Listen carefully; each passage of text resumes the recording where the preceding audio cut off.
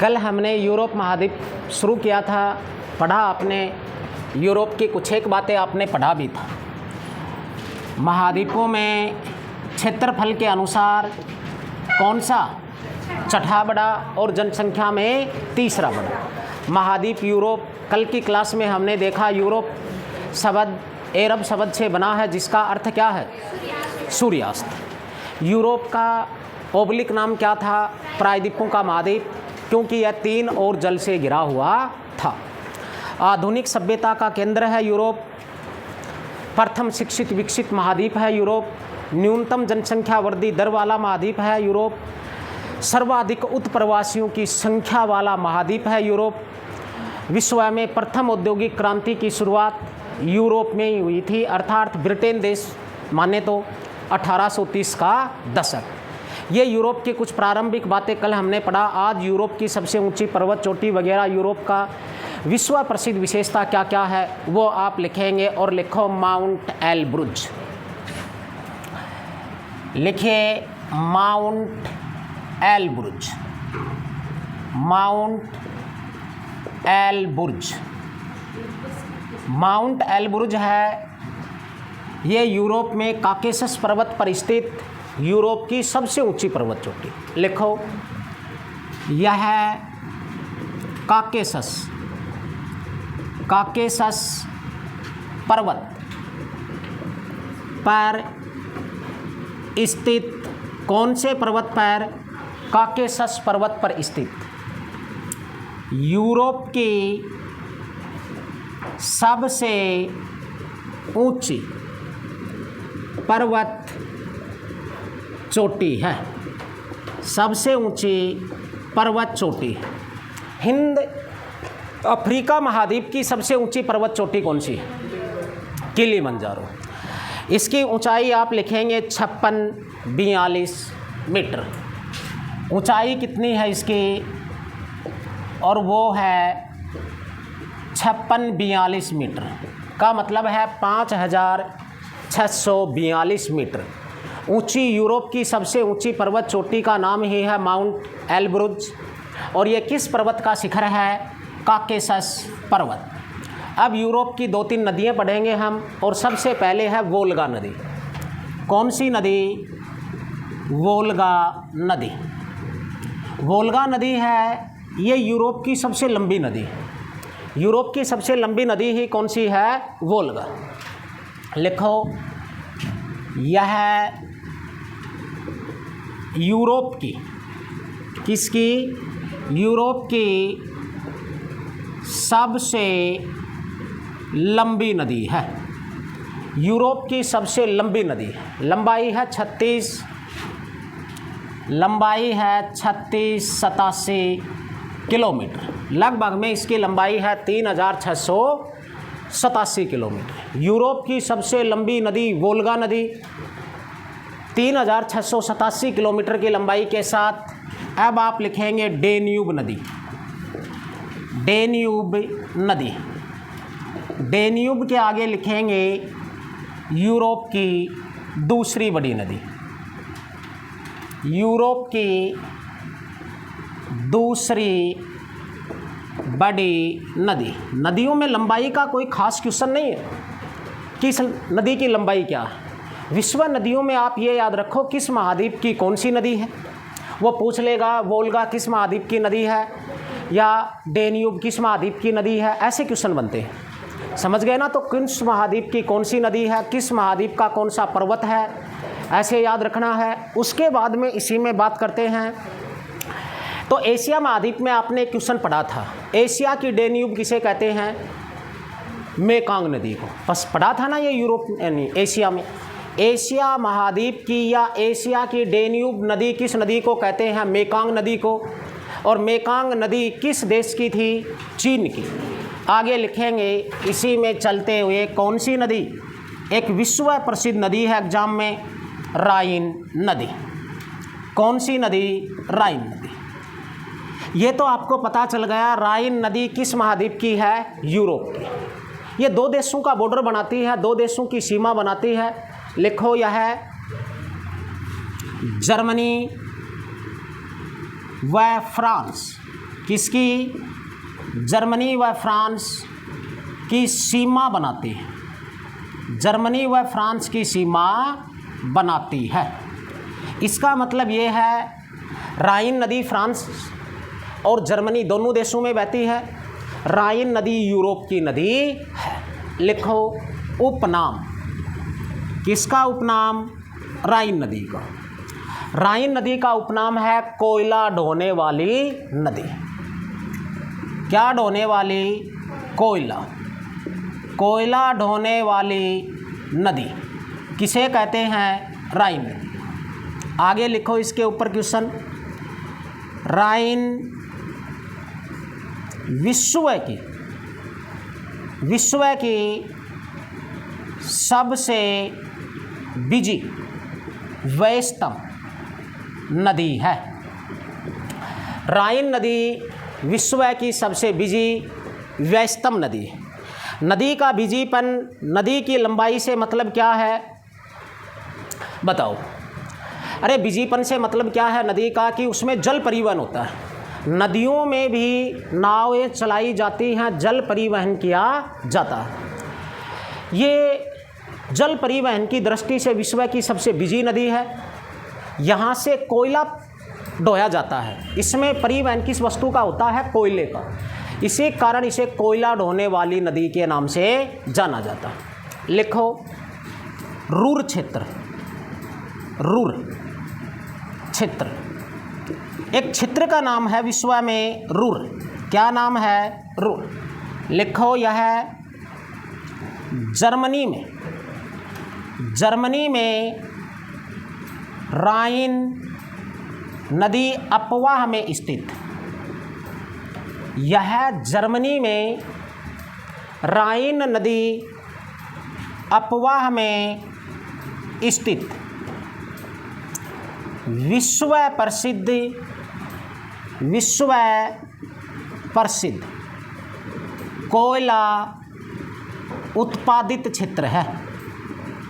विश्व प्रसिद्ध कोयला उत्पादित क्षेत्र है। समझे इस लाइन को? रूर एक क्षेत्र का नाम है। रूर क्षेत्र किस देश में है? जर्मनी में है। रूर क्षेत्र किस नदी के अपवाह क्षेत्र या द्रोणी में है? राइन नदी। एक बात तो आपको पता है, विश्व में जहाँ भी कोयला मिलता है किसी न किसी नदी घाटी क्षेत्र में पाया जाता है, क्योंकि कोयला एक जीवाश्म ऊर्जा खनिज है। पेड़ पौधे वनस्पति दबने से कोयले का निर्माण हुआ, और ज़्यादा वन पेड़ पौधे वनस्पति नदियों के किनारे ही तो मिलेगी। तो विश्व में कहीं पर भी कोयला मिलो, किसी न किसी नदी अपवाह क्षेत्र में मिलेगा, ये वास्तविक है। अब विश्व का एक प्रसिद्ध कोयला उत्पादित क्षेत्र है जर्मनी का राइन नदी में, जिसका नाम है रूर क्षेत्र। अब रूर क्षेत्र से कोयला निकालकर इस नदी से परिवहन करवाकर यूरोप के औद्योगिक क्षेत्रों तक पहुंचाया जाता है। इसी कारण जर्मनी का रूर क्षेत्र यूरोप का औद्योगिक हृदय कहलाता है। यूरोप का औद्योगिक हृदय किसे कहते हैं? जर्मनी के रूर क्षेत्र को। लिखो यूरोप का औद्योगिक हृदय। यूरोप का औद्योगिक हृदय, यूरोप का औद्योगिक हृदय रूर क्षेत्र कहलाता है। रूर कहलाता है। रूर कहलाता है। औद्योगिक हृदय से मतलब क्या है? अरे उद्योगों को प्रभावित करने वाले कुछ कारक होते हैं। जैसे उद्योग किस क्षेत्र में स्थापित किए जाएंगे? जहां उद्योगों के लिए क्या हो? कच्चा माल हो। उसके बाद में उद्योगों में आजकल भारी मात्रा में ऊर्जा की आवश्यकता होती है, बिजली की आवश्यकता होती है मशीनरी में। और आज विश्व में सर्वाधिक ऊर्जा प्राप्ति स्रोत क्या है? कोयला, ताप विद्युत। विश्व की लगभग 60% ऊर्जा कोयले से बनती है। भारत हो या राजस्थान, सर्वाधिक ऊर्जा प्राप्ति स्रोत क्या है? कोयला। और कोयला नदी क्षेत्रों में मिलता है और कोयले से ही उद्योग चलते हैं। समझ गए ना? इसी कारण रूर क्षेत्र यूरोप का औद्योगिक हृदय कहलाता है। अब देखो, विश्व प्रसिद्ध कोयला उत्पादित क्षेत्र तो क्या है? रूर क्षेत्र है, राइन नदी जर्मनी में। लेकिन विश्व में सर्वाधिक कोयले का उत्पादन विश्व में सर्वाधिक कोयले का उत्पादन कहाँ होता है? अरे मैं देश की बात कर रहा हूँ, किसी देश की। विश्व में सर्वाधिक कोयला उत्पादित देश चीन है। चीन आज विश्व में बोलो सर्वाधिक कोयले का उत्पादन किस देश में होता है? चीन में। समझ गई ये बात? अब हमें ये बताओ भारत में सर्वाधिक कोयले का उत्पादन कहाँ होता है? अरे भारत देश में सर्वाधिक कोयला उत्पादित राज्य झारखंड है। सर्वाधिक कोयला उत्पादित क्षेत्र कौन सा है भारत का? झारखंड। लेकिन कोयला आपको ये पता है नदी क्षेत्र में मिलता है। तो भारत का सर्वाधिक कोयला किस नदी क्षेत्र में मिलता है? दामोदर नदी। भारत का 98% कोयला गोंडवाना लैंड के दामोदर नदी क्षेत्र में मिलता है। अब भारत में सर्वाधिक कोयला किस पठार में मिलता है? छोटा नागपुर का पठार। भारत में सर्वाधिक कोयला उत्पादित क्षेत्र है छोटा नागपुर का पठार, दामोदर नदी अपवा क्षेत्र, झारखंड। इसी कारण भारत का रूर किसे कहेंगे? अरे विश्व प्रसिद्ध कोयला उत्पादित क्षेत्र जर्मनी का रूर क्षेत्र है राइन नदी में। ऐसे ही भारत का प्रसिद्ध कोयला उत्पादित क्षेत्र छोटा नागपुर का पठार, दामोदर नदी है कि नहीं? तो भारत का रूर किसे कहेंगे बोलो? दामोदर नदी को। यदि नदियां ऑप्शन हो तो दामोदर नदी क्षेत्र भारत का रूर है, और अगर किसी क्षेत्र विशेष का नाम हो तो भारत का रूर क्या होगा? छोटा नागपुर का पठार। कहाँ है छोटा नागपुर का पठार? झारखंड में। जबकि नागपुर शहर कहाँ है? महाराष्ट्र में। संतरा नगरी कहलाती है क्या? नागपुर। नागपुर कांग्रेस अधिवेशन कब हुआ और एग्जाम में क्यों प्रसिद्ध है नागपुर कांग्रेस अधिवेशन? होना तुम कंपटीशन रेंज के बच्चे, अब नज़रें क्यों चुरा रहे हो? नागपुर कांग्रेस अधिवेशन कब हुआ और वो प्रसिद्ध क्यों है आज एग्जाम में? कोई ना कोई विशेष है वो। तो नागपुर कांग्रेस अधिवेशन, अरे गांधी जी से भी रिलेटिव है किसी न किसी बात से, मोस्ट क्वेश्चन ही वो बनता है। लेकिन तुम हो, वो तुम हो जो कोई बात तुम्हें याद नहीं है। वो यहाँ टी टी कर बोकरेंगा रजिस्टर खोल कर, जिसका रिवीजन हो रहा है वो पन्ना बदल ली ही बस। अब बताओ बीच का अचानक से क्वेश्चन आया, नागपुर का नाम आया। कंपटीशन रेंज के बच्चे वो होते हैं एक नाम सुनते ही 25-30 क्वेश्चन उसके बाएं दाएं के तुरंत याद हो जाएं, जो तुरंत उसके माइंड में आ जाएं। वो तो है तैयारी। तुम बस पन्ना बदल बोक रहो, उनमें देख देख कर विद्वान बना रहो कोटिल्य मन में। आएगी ना थारी विद्वता सामने। बोलो, अरे 1920 में हुआ कि नहीं नागपुर कांग्रेस अधिवेशन? विजय राघवाचार्य उसके अध्यक्ष थे। गांधी जी के असहयोग आंदोलन को स्वीकृति कांग्रेस ने इसी कांग्रेस अधिवेशन में तो दी, जिसमें तिलक स्वराज्य फंड की स्थापना हुई थी, जो कांग्रेस का सबसे बड़ा सम्मेलन था। कांग्रेस की सदस्यता शुल्क 4 आने ने रखा था। ठीक है, लेकिन वो बात हम ही याद कर करके तुम्हें सुनाते रहे। लिखो आगे, पो नदी यूरोप की नदी है, इटली की गंगा कहलाती है। लिखो, पो नदी इटली की गंगा। और कुछ याद मत रखो पो नदी में। पो नदी इटली की गंगा। पो नदी इटली की गंगा कहलाती है। पो नदी इटली की गंगा कहलाती है। उसके बाद में लिखोगे कील नहर। कील नहर कौन सी नहर? कील नहर। कील नहर यूरोप महाद्वीप में आई है कील नहर, तो इसका मतलब यूरोप की है महाद्वीपों में। तो लिखो, उत्तरी सागर, उत्तरी सागर व बाल्टिक सागर को जोड़ती है। बाल्टिक सागर को जोड़ती है। क्वेश्चन होगा कील नहर किस महाद्वीप में है? बोलो, कील नहर किस महाद्वीप में है? यूरोप में। किस किस को जोड़ती है? उत्तरी सागर व बाल्टिक सागर को जोड़ती। विश्व प्रसिद्ध व्यापार की दृष्टि से नहर है स्वेज, लेकिन विश्व की सबसे व्यस्तम नहर कील नहर है। अगर पूछे व्यापार की दृष्टि से, जल परिवहन की दृष्टि से प्रसिद्ध नहर कौन सी है, तो स्वेज। लेकिन सबसे व्यस्तम नहर पूछे तो कील। लिखो, सबसे व्यस्तम, व्यस्तम का मतलब है बिजी नहर। कौन सी नहर? कील नहर। कील नहर है, यह विश्व की व्यापार की दृष्टि से सबसे बिजी नहर है, लेकिन सबसे प्रसिद्ध कौन सी मानी जाएगी? स्वेज नहर। स्वेज की कहानी तो याद है क्या तुम्हें? आगे लिखो, इंग्लिश चैनल। इंग्लिश चैनल क्या एग्जाम 2 पॉइंट बनेंगे इंग्लिश चैनल के ऊपर? लिखो, निर्माण या शुरुआत। निर्माण या शुरुआत। माना जाता है 1994 विश्व की सबसे बड़ी तैराकी प्रतियोगिता होती है इंग्लिश चैनल में। तैराकी प्रतियोगिता की जो लंबाई होती है वो 34 किलोमीटर है। तो आप बता सकते हैं इंग्लिश चैनल की लंबाई कितनी है? 34 किलोमीटर। ये किस किस के मध्य स्थित है?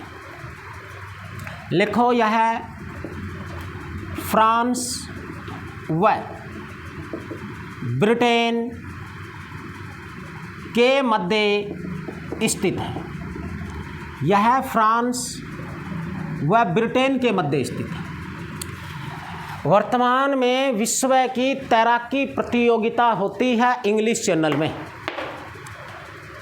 आपको याद ये रखना है, शुरुआत या निर्माण इंग्लिश चैनल का कब से माना गया है? आधिकारिक तौर पर पुष्टि 1994। ये किस किस के मध्य स्थित है? फ्रांस व ब्रिटेन के मध्य। अब 2 प्यारे क्वेश्चन ये बनेंगे, इंग्लिश चैनल को तैरकर पार करने वाला प्रथम भारतीय पुरुष और इंग्लिश चैनल को तैरकर पार करने वाली प्रथम भारतीय महिला। दोनों क्वेश्चन बड़े प्यारे हैं। आरती शाबाश। लिखो, एक नाम मिहिर सेन। क्या नाम है रे? मिहिर सेन। इंग्लिश चैनल को पार करने वाला मिहिर सेन। मिहिर सेन। मिहिर सेन। अब तो ठीक है खुशबू, और कुछ नहीं दिखियो तने। मिहिर सेन के आगे लिखो, इंग्लिश चैनल को, इंग्लिश चैनल को पार करने वाला प्रथम भारतीय। इंग्लिश चैनल को पार करने वाला प्रथम भारतीय बोलो कौन बना? मिहिर सेन। आगे लिखोगे आरती शाह। तुम हमारे समझदार बच्चे हो, मैंने कई बार तुम्हें समझाया है, एग्ज़ाम में महिला जहाँ भी मिल जाए पकड़ के रखना, छोड़ना ही मत। याद रखना, उसको तो भूलना ही नहीं। मिहिर सेन के नाम का कुछ नहीं बटेगा यहाँ आरती शाह को जरूर याद रखना। आरती शाह इंग्लिश चैनल पार करने वाली प्रथम भारतीय महिला। इंग्लिश चैनल पार करने वाली प्रथम भारतीय महिला ही कौन है? आरती शाह। अब लिखो फिनलैंड के आगे लिखो झीलों का देश। झीलों का देश बोलो, झीलों का देश किसे कहते हैं? फिनलैंड। ठीक है। भारत में झीलों की नगरी किसे कहते हैं? भारत में झीलों की नगरी, भारत में झीलों, राजस्थान में है झीलों की नगरी उदयपुर, लेकिन यहाँ बात इंडिया की चल रही है। खाल तारूंगा तुम्हारी। श्रीनगर, अरे झीलों की नगरी श्रीनगर, और राजस्थान के संदर्भ में ये क्वेश्चन हो तो झीलों की नगरी उदयपुर। लिखो, यूरोप के यूक्रेन में व बेलारूस में,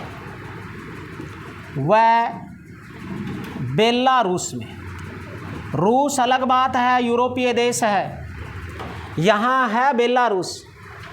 यूरोप के यूक्रेन व बेलारूस में स्टेपिज घास मैदान पाए जाते हैं। स्टेपिज घास मैदान पाए जाते हैं।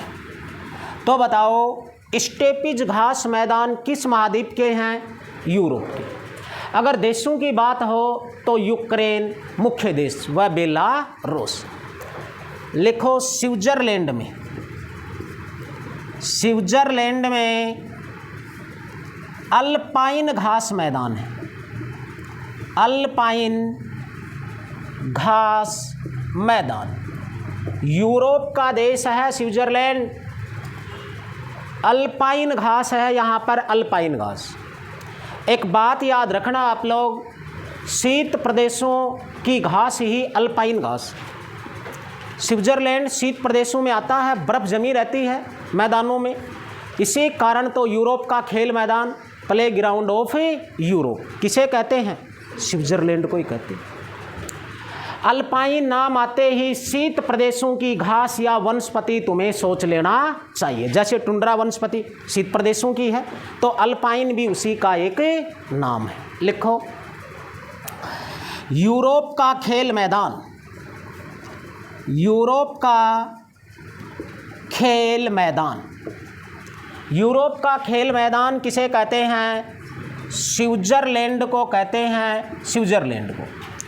क्योंकि यूरोप के इस स्विट्जरलैंड में अधिकांश समय बर्फ़ ही जमी रहती है, समतल मैदानों का निर्माण यहाँ पर हो जाता है, इसी कारण इसे क्या कहते हैं? यूरोप का खेल मैदान। सुंदर घड़ियों के लिए प्रसिद्ध है। आगे लिखेंगे इसी में ही, एंटवर्प एक शहर है। एंटवर्प किस देश का शहर है? बेल्जियम का।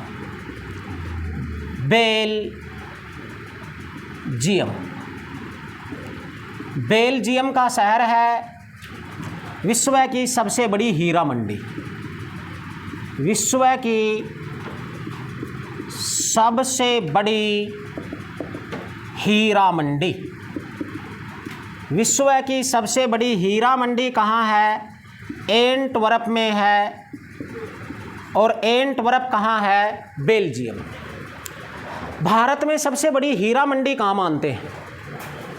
भारत में सबसे बड़ी हीरा मंडी वो कहाँ की प्रसिद्ध है? जयपुर की। भारत में सर्वाधिक हीरा कहाँ मिलता है? अरे सर्वाधिक हीरा उत्पादित राज्य डायमंड एमपी, और सबसे बड़ी हीरा उत्पादित खान पन्ना खान। आगे लिखो, ओरिएंटल रेल मार्ग, यूरोप का प्रसिद्ध रेल मार्ग है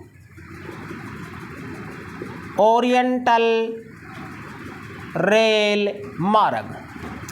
बोलो, आपको ओरिएंटल रेल मार्ग कहाँ मिलेगा?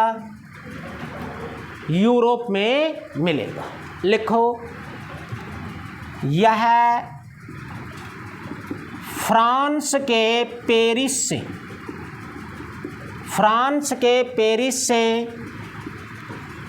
तुर्की के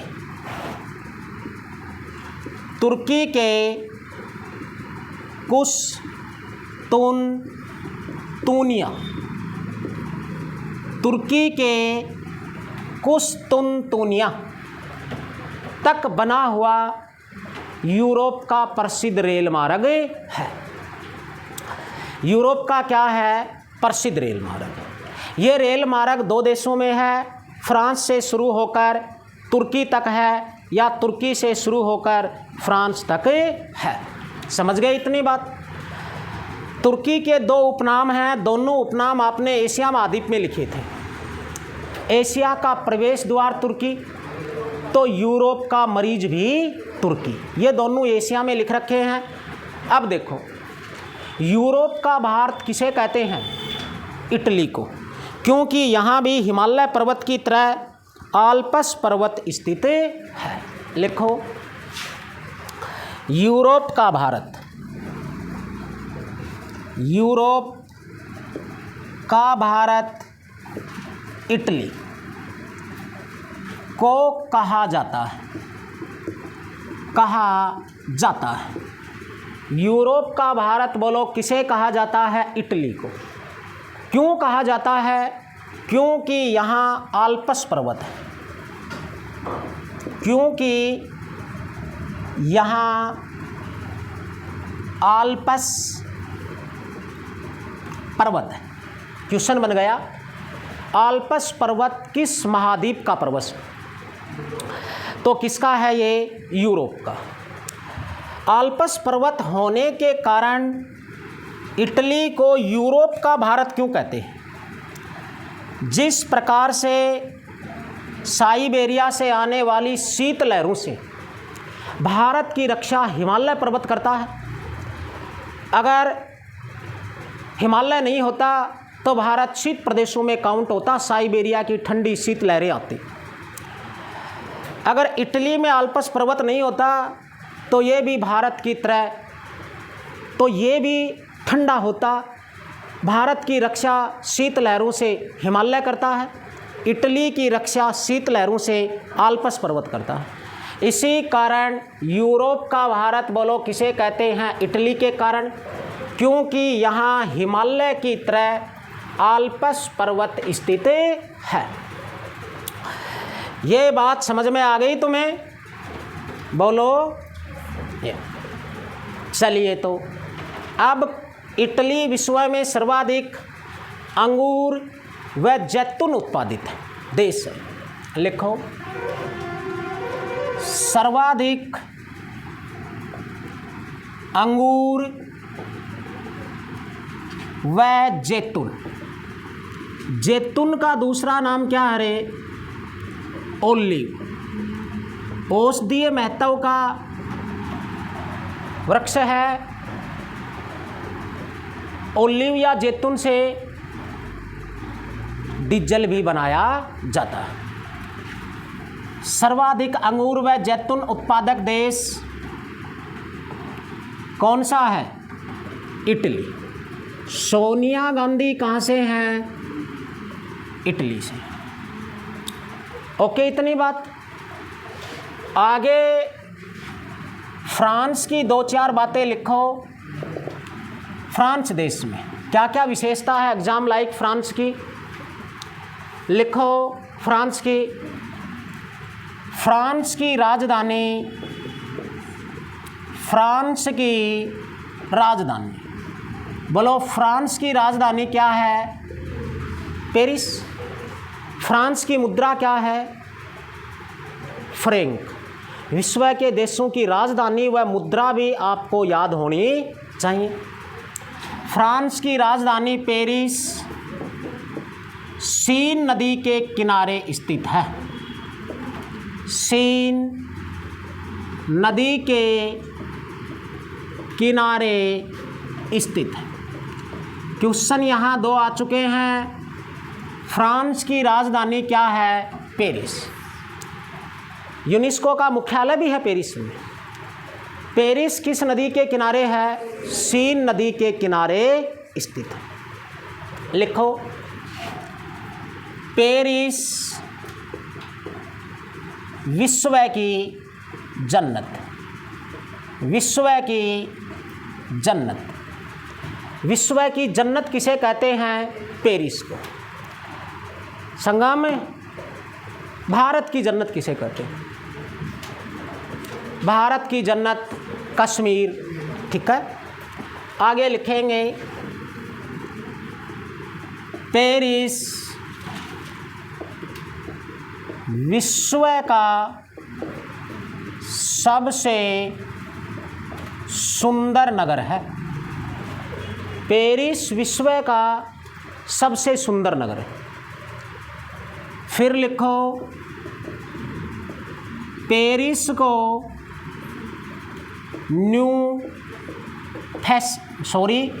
पेरिस को फैशन का नगर कहा जाता है। पेरिस को फैशन का नगर कहा जाता है। आगे आप लिखोगे, फ्रांस को लघु यूरोप कहा जाता है, या ऐसे लिख लो, फ्रांस के ओब्लिक नाम लघु यूरोप।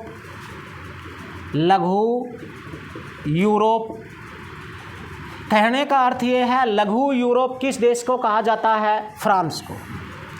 उसके बाद में फ्रांस का ही उपनाम है किसानों का देश। किसानों का देश भी किसे कहते हैं? भारत भी है किसानों का देश, लेकिन फ्रांस। उसके बाद में है समुद्रों की रानी। किसकी रानी? समुद्रों की रानी। समुद्रों की रानी भी किसे कहा जाता है? फ्रांस को ही कहा जाता है। अब फ्रांस के उपनामों में आगे लिखे, सूरा व सुंदरियों का देश। सूरा व सुंदरियों का देश। सूरा व सुंदरियों का देश। सूरा व सुंदरियों का देश भी किसे कहते हैं? फ्रांस को। औद्योगिक दृष्टि वगैरह से प्रसिद्ध है, इनकम सोर्स ठीक है, तो लघु यूरोप प्राचीन समय में और आज भी किसानों का देश है। यूरोप में ये समुद्रों से घिरा हुआ है। सूरा का मतलब शराब है। या विश्व प्रसिद्ध शैंपेन शराब का उत्पादन फ्रांस में ही होता है। सुंदरियों का देश इसलिए कहते हैं क्योंकि विश्व में सबसे सुंदर महिलाएं कहाँ की हैं? फ्रांस की। इसी कारण इसे सुंदरियों का देश कहते हैं। भारतीय महिलाएं तो ब्यूटी पार्लर में जा जाकर सुंदर हो रही है, अन्यथा सुंदर है नहीं, कल्डी देखने की जरूरत को ना, ये वास्तविकता है। लेकिन भारत में सबसे सुंदर महिलाएं कहाँ की हैं? कश्मीर की। ये सारी विशेषताएं फ्रांस देश की हैं, एग्जाम लायक। ये आपको यहाँ पर याद रखना है। अब लिखो, गोटहार्ड रेल टनल। गोटहार्ड रेल टनल, इसका मतलब है ये एक रेल सुरंग है। गोटहार्ड रेल सुरंग भी आप कह सकते हो। स्विट्जरलैंड में स्थित, किस देश में है रे? स्विट्जरलैंड में स्थित विश्व की सबसे लंबी रेल सुरंग। विश्व की सबसे लंबी रेल सुरंग कौन सी है? गोटहार्ड रेल सुरंग। 57 किलोमीटर लंबी है। ये स्विट्जरलैंड देश में स्थित है। इससे पहले सिक्कन रेल सुरंग हुआ करती थी, लगभग 53 किलोमीटर की लंबाई के साथ जापान में, लेकिन उससे भी लंबी आज क्या हो गई? गोटहार्ड रेल टनल, जो स्विट्जरलैंड में है, विश्व की सबसे लंबी रेल सुरंग। सूर्य उदय का देश किसे कहते हैं? जापान को। तो मध्य रात्रि का देश किसे कहते हैं? नॉर्वे को। जो यूरोप का ही देश है, मध्य रात्रि के सूर्य का देश। मध्य रात्रि के सूर्य का देश किसे कहते हैं? नॉर्वे। और नॉर्वे किस महाद्वीप का देश है? यूरोप का देश है, यूरोप का। चलो, नाम नॉर्वे का आया है। वर्ल्ड ज्योग्राफी में नॉर्वे के देखो सबसे प्रचलित कंपटीशन रेंज के 2 ही क्वेश्चन। एक तो मध्य रात्रि के सूर्य का देश कौन सा? नॉर्वे, जो सदाबहार क्वेश्चन है। एक नॉर्वे जलधारा भी है। महासागरीय जल में जलधाराएं चलती हैं, गर्म व ठंडी। जलधाराओं पर क्वेश्चन 2 ही होते हैं, या तो वो जलधारा किस महासागर की है, या वो जलधारा गर्म है या ठंडी। मोस्ट क्वेश्चन 2 ही हैं। अब ये दोनों क्वेश्चन ही बता दो तो तुम लोग। नॉर्वे एक जलधारा है, लेकिन क्वेश्चन ये बना नॉर्वे जलधारा किस महासागर की है, या नॉर्वे जलधारा गर्म है या ठंडी। गल्फ स्ट्रीम है ना उत्तरी अटलांटिक की, वो गर्म है और वही यूरोप के तट पर टकराती है, जिससे यूरोप का गर्म कंबल कहते हैं उसे, और वो नॉर्वे तट पर टकराती है, गर्म जाकर नॉर्वे से टकराती है। जो जलधारा जिस तट पर जाकर टकराती है उसे उसी के नाम से जानते हैं। एक ही जलधारा के अलग अलग स्थानों पर काफ़ी सारे नाम हो जाएंगे। वही गल्फ स्ट्रीम जब यूरोप के नॉर्वे से टकराती है, गर्म टकराई, गर्म थी, तो नॉर्वे की भी गर्म है, अटलांटिक की है, उत्तरी अटलांटिक की है। खोपड़ा में कि याद तो थारा है को ना, पतो ही नहीं कि रील चालती रहे हमारा तो समझ सी बार है, कौन सी जन्नत में खोरिया हो थमी। लिखो आगे, तुम्हें भी आगरा ले जाना पड़ेगा पागल खाने में। बस राजू जी हैं काम का, जयपुर वाला कौन टीम ने, ये तो पागल की श्रेणी से भी और डाउन जा चुका। लिखो यूरोप का यूक्रेन, यूरोप का यूक्रेन। अरे रूस यूक्रेन वाली लड़ाई, तो यूक्रेन यूरोप का ही, यूरोप का यूक्रेन विश्व प्रसिद्ध गेहूं उत्पादित क्षेत्र है। विश्व प्रसिद्ध गेहूं उत्पादित क्षेत्र है। वैसे विश्व में सर्वाधिक गेहूं का उत्पादन चीन में होता है। दूसरे नंबर पर सर्वाधिक गेहूं उत्पादित देश इंडिया है। भारत में सर्वाधिक गेहूं का उत्पादन यूपी में होता है। सर्वाधिक प्रति हेक्टर गेहूं का उत्पादन पंजाब में होता है। ऐसे यूक्रेन कोई सर्वाधिक गेहूं उत्पादित देश तो नहीं, लेकिन प्रसिद्ध है, क्योंकि क्षेत्रफल कम है तो कुल उत्पादन में डाउन चला जाता है, अन्यथा प्रति हेक्टर उत्पादन अधिक है। यूरोप का यूक्रेन विश्व में प्रसिद्ध गेहूं उत्पादित क्षेत्र है। इसी कारण यूक्रेन को, किसको, यूक्रेन को विश्व का अन्न भंडार, विश्व का अन्न भंडार व रोटी की डलिया कहते हैं। रोटी की डलिया कहा जाता है। विश्व का अन्न भंडार व रोटी की डलिया किसे कहा जाता है? यूरोप के यूक्रेन देश को। हो गई इतनी बात। यूरोप का एक देश है नीदरलैंड। यूरोप टेक्नोलॉजी ज्ञान से तो भरपूर है, ये आपको पता है।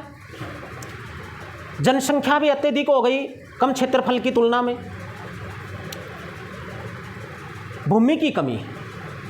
इसी कारण इस नीदरलैंड के साथ समुद्री जल सीमा उत्तरी सागर की लगती है, और इसने अपने टेक्नोलॉजी ज्ञान से नीदरलैंड ने उत्तरी सागर के तट पर बड़े बड़े बांध बना दिए टेक्नोलॉजी से, और बांध बनाकर उत्तरी सागर का जल पीछे रोक दिया। अब वो हजारों वर्ग किलोमीटर भूमि प्राप्त हुई। उस भूमि में अब नीदरलैंड कृषि करता है, जिसमें फल, सब्जियां, फूल इत्यादि की कृषि है। कोई बाजरा नहीं, ग्वार नहीं, समझ रहा हो ना ये बात। नीदरलैंड ने उत्तरी सागर, ये कौन सा सागर, कौन सी खाड़ी, कहाँ वगैरह है, ये हम महासागरों में पढ़ेंगे। नीदरलैंड ने उत्तरी सागर के तट पर, तट मानी किनारा, तट पर बड़े बड़े तटबांध बनाकर, बड़े बड़े तट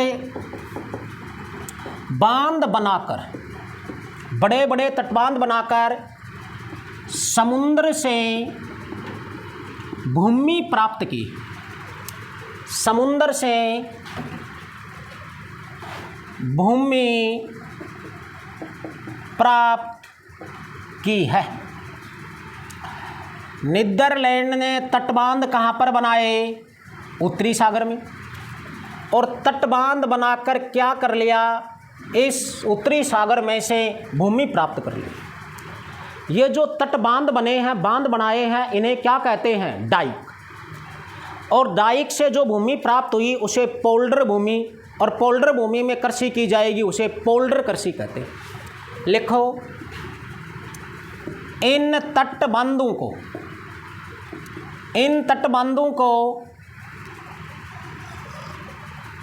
डाइक कहा जाता है, डाइक कहा जाता है। तो डाइक के लिए कौन सा देश प्रसिद्ध है? नीदरलैंड। या क्वेश्चन हो सकता है डाइक क्या है, तो आप बता सकते हो तटबांध है, तट के ऊपर बनाए गए बांध। लिखो, पोल्डर भूमि, पोल्डर भूमि। पोल्डर भूमि के आगे लिखेंगे डाइक से प्राप्त भूमि। डाइक से प्राप्त भूमि, डाइक से प्राप्त भूमि को ही क्या कहते हैं? बोलो, पोल्डर भूमि कहते हैं। और यदि इसमें कृषि की जाएगी तो वो पोल्डर कृषि भी तो हो सकती है। आगे लिखेंगे डेनमार्क, देश है डेनमार्क, यूरोप का है। डेनमार्क की राजधानी, यूरोप का देश है डेनमार्क, राजधानी क्या होगी? कोपेनहेगन। डेनमार्क की राजधानी कोपेनहेगन। का उपनाम क्या है? डेनमार्क की राजधानी कोपेनहेगन को क्या कहते हैं? बाल्टिक सागर की कुंजी कहा जाता है। बाल्टिक सागर की कुंजी कहा जाता है। बाल्टिक सागर की कुंजी कहा जाता है। तो बताओ, वो बाल्टिक सागर जो कील नहर को जोड़ रहा है ना, तो बाल्टिक सागर की कुंजी किसे कहते हैं? कोपेनहेगन को। और कोपेनहेगन क्या है? बोलो, डेनमार्क की राजधानी है। लिख लो, डेनमार्क डेयरी उद्योग के लिए विश्व प्रसिद्ध है। डेनमार्क डेयरी उद्योग के लिए विश्व प्रसिद्ध है। डेनमार्क किसके लिए विश्व प्रसिद्ध है? डेयरी उद्योग के लिए। वाणिज्य डेयरी पालन है यहाँ पर। अब विश्व का सबसे बड़ा द्वीप कौन सा है? ग्रीनलैंड। भौतिक दृष्टि से ग्रीनलैंड किस महाद्वीप का है? उत्तरी अमेरिका का। लेकिन प्रशासनिक दृष्टि से हम किसका मान सकते हैं? यूरोप का, क्योंकि वो ग्रीनलैंड द्वीप डेनमार्क के अधीन है और डेनमार्क यूरोप का देश है। हमने यूरोप महाद्वीप पढ़ा। अब एक महाद्वीप और बचा है लास्ट आपका, कौन सा? ऑस्ट्रेलिया, जो सबसे छोटा है। वो कल पढ़ेंगे। ओके।